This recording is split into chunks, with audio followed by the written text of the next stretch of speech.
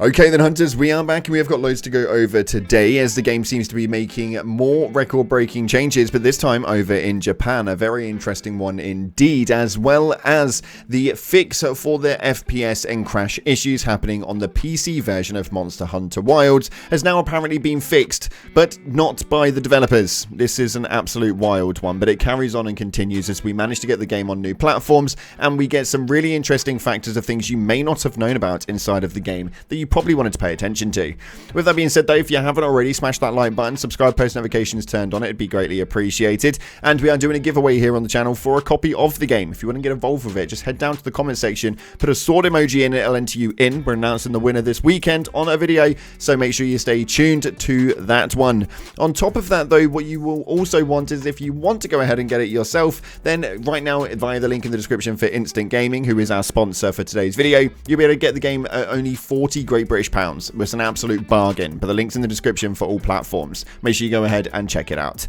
Let's move on though, we're going to see what it is that's happening inside of Monster Hunter Worlds. So starting off, we had a report coming in from Eurogamer right here that managed to provide us with some very interesting figures that states that Monster Hunter Wilds has had the biggest physical launch of any PS5 game released in Japan so far. According to the latest sales figures from Japan magazine Famitsu, Monster Hunter Wilds sold 601,179 physical copies in the first week, so not including the digital and PC sales. These are some incredible numbers indeed, and when we start taking a look at everything else that's happened, they hit an 8 million global sale bracket, including the digital and PC sales, obviously, but 8 million is absolutely worldly, and it appears that it's not slowing down at all as the game is still being sold left, right, and center. So we're waiting to see where those updated numbers go, but it does appear that we may well have a bit of a problem on our hands. Now we'll get into why in just a moment, but essentially right now the game has got some issues with the framework, including the FPS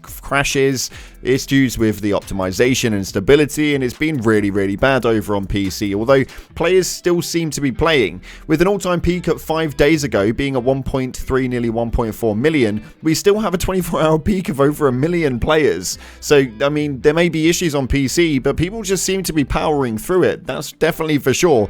That's all, they've all seemed to have got this right here, which is our new change up for the FPS. This is the re-framework coming from Nexus Mods, and this is a very interesting one indeed, as the modding tool / framework with a powerful scripting API using Lua. Now it comes with quite a lot, including free fixes for the DLLS reshade crashing, free cam, timescale, field of views, ultra-wide, and tools for scripting and modding developers. Now this is actually incredible because apparently this has fixed a lot of things for a lot of people. Now obviously do take it with a pinch of salt and do bear in mind this is still a work in progress, and there have still been reports of some crashes happening maybe an hour in due to the anti-tamper that apparently is still currently present.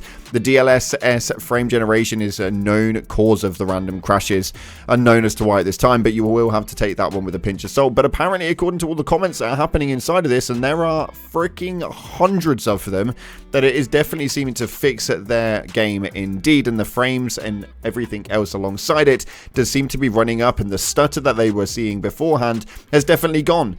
Now, why is it that we actually have the stutter and the FPS problems to begin with? Well, actually, it apparently came out just over the last few days that Capcom managed to have their fiscal year earnings call essentially promoted out, and what this essentially showed was that they were not en route to being able to make the sales for that specific fiscal year. Now, on top of that, what that also meant was Monster Hunter Wilds being in the loop and not being ready on PC could have probably done with a bit of a delay and working on them framework points to make sure that it ran smoothly, but instead they went for their money-hungry movement and chimed in to actually just putting it out there anyway in a bit of a half-baked format for PC. Although an incredible game, it doesn't seem to be too optimized, that's for damn sure, but they needed to keep those shareholders on side. So unfortunately, the reason why we've got a bit of a janky PC version of an incredible game indeed is due to the financials, and whether we like it or not, with 8 million copies sold within the first 3 days, now it seems to me that they definitely hit that target quota,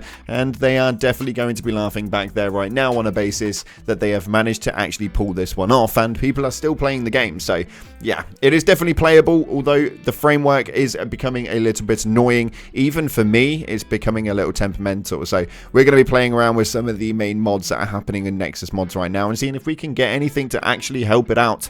In other news though, it has made its way over to Nvidia GeForce Now, so you guys can actually play that one over there.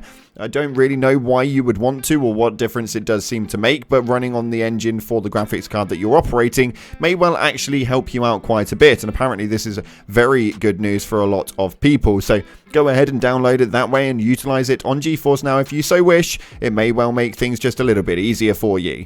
On top of that, we've also got some interesting factors coming from the Reddit, some of which I didn't even notice whatsoever. This next one actually slid under the radar for me massively, but apparently there are 26 carving knife models. Now these models are determined based on what tool belt you are actually utilizing, anything from the wild default to the Lala Barina to the Artian stuff. It's hilarious actually, I didn't even notice, and some of them have even got masculine and feminine versions of their carving knives. Now you will not have noticed this if you don't pay attention to the detail, and if you just do what I do once you've killed a monster, you just kind of hang over the body and press F while you check what's going on Twitter. Yeah, it happens quite a lot. I'm pretty guilty for it, but nonetheless, make sure you pay attention because there's some really good art pieces with regards to things that we're not really noticing. 26 carving knife models. Yeah, I know, 26. And in other news as well, you guys can also interact with the NPCs that you may not have known that you can actually do, including the photo mode that's attached inside of the game. You can actually point the camera at people like Elma and actually get a bit of a pose back. As you can see right here, Elma is posing up with her rock. Yes, a pet rock. Beautiful, beautiful photo indeed. But this works along a lot of other things, including your palico and other NPCs in most villages. You can utilize emotes and emojis and stuff like that to be able to utilize them at the end of fights and such, and they'll generally interact back with you. It's actually kind of hilarious to see. Have a play around with it. It definitely kept me entertained for a good half an hour. And we're going to take a look at your top comments, as your last video actually kind of springed a lot of conversation and a lot of topic. This first comment right here states, the funny thing about programming is that sometimes catastrophic bugs can be or actually be caused by the dumbest typos. So even if this is placebo, it's still a good guess. And what we're talking about here is there is a specific code inside of the game that was reworded a little bit wrong. Basically, there was a couple of letters that were turned around and one that was in the wrong place.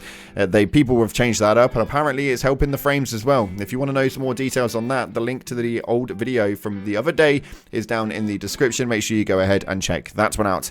This next comment right here states, you know, if there's anything I really like about Monster Hunter Rise and Sunbreak, it's the no time limit event quests. I feel like sometimes when events have time limits, some people will definitely miss out a lot of stuff just because they're busy. Now, this has been a conversation that's going around a lot, and I saw this a lot in the comment section in the last video.